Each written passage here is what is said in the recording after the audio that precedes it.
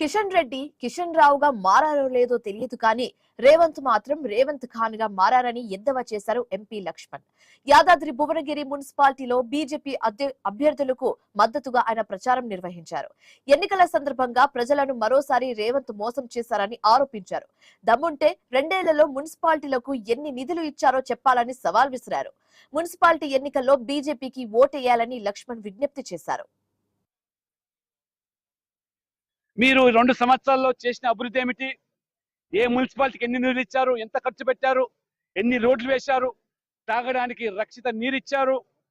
దీని గురించి ఇవాళ రేవంత్ రెడ్డి గారు మాట్లాడకుండా ఇంతసేపు కూడా ఇవాళ కేవలం ఓటు బ్యాంక్ రాజకీయాల్లో భాగంగా ముస్లింలను సంతృష్టి పరచడానికి ఒక వర్గం వారి ఓట్ల కోసమే తాపత్రయపడుతున్నట్టుగా ఇవాళ స్పష్టమవుతున్నది.